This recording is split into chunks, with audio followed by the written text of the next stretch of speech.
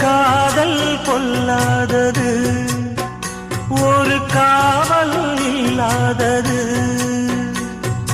ஊதக்காத்தில் வஞ்சி மாது ஒத்தையிலே வாடும்போது போர்வை போல பொத்தி அணைப்பே.